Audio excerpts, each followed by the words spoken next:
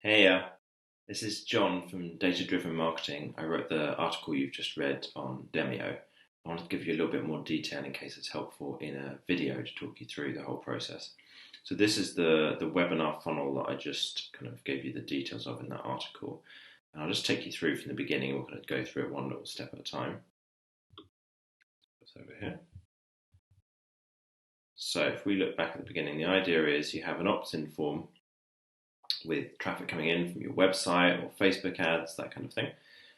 You set up retargeting so people who don't register get retargeted.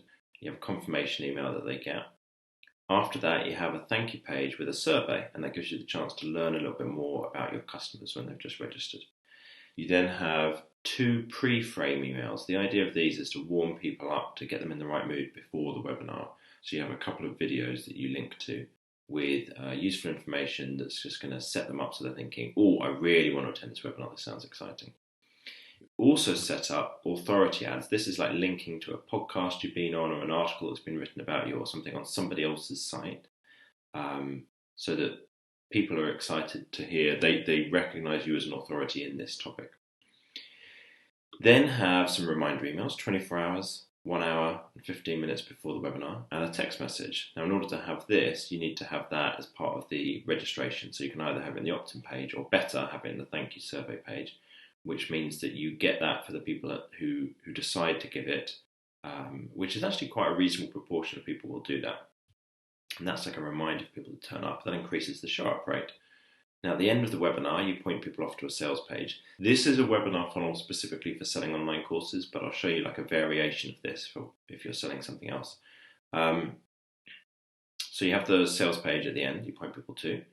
And then for the people who don't convert, people who don't buy, use tagging from a linking Demio with ActiveCampaign or whatever else you're using for your email marketing. And you have a few emails to go out to them and some Facebook retargeting to get them back to that sales page. And then if they don't add to cart, then you have some more ads pointing them back there again. And you can set this up in Facebook based on what pages people have made it to in the process and times. And there's a series of logic you can kind of set up for it.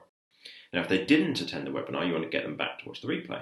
So you set up some replay emails and some Facebook retargeting, another text message. You either have a replay or you have just like a recording you can point people to. Either one works. I quite like the replay because it gives another time specifically someone should turn up, but the recording is more convenient. So pros and cons. Then you have a few emails that are again about getting people back if they don't get to that sales page, similar to these ones over here and Facebook retargeting, get them back to the sales page. Now, if they decide when they get there, they've probably got 2 options for an online course, either pay for it all now or a payment plan. And whichever page they go to, you can set up retargeting for those, the abandoned cart ads. Now, if they get there and they put in their credit card details and they buy, then got the option to increase the amount you're making on average per person. So you put in an order bump on the payment page, and then you also have upsells. This says order bump, I should have put here upsells. So each of these will be upsells of something else they can buy that goes with it. So if you've bought an online course, maybe you're selling another course that goes with it, or you're selling some resources that go alongside it, that kind of thing. And that will include about up to 40% of people, if you get the upsell right and you get the video sales letter on that page right, that kind of thing, will also buy these upsells. And so it increases the average amount you're making per person, which of course then allows you to put more money back into ads at the start because you're getting an increased return.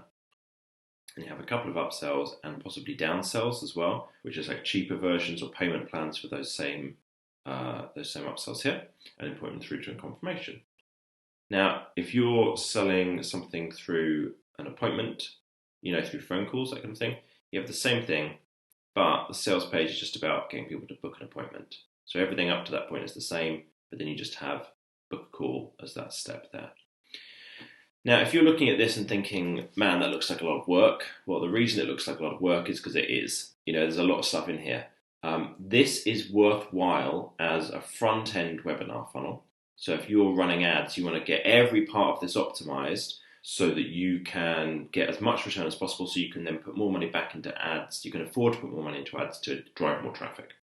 So it's really worthwhile for that step in the process. There's kind of slightly different versions if you're doing it as a back-end one where it's not where you're running ads, it's just your existing email list. with kind of reduced, basically you would reduce the number of retargeting steps you have on the way through. You might cut out some of the other emails because it's just more work setting it all up. If you want any help with this, you haven't got any more questions about it, just drop us an email, john@datadrivenmarketing.co. We help people out with this kind of stuff all the time, so if you want any help, just let me know and get in touch. Cool, cheers.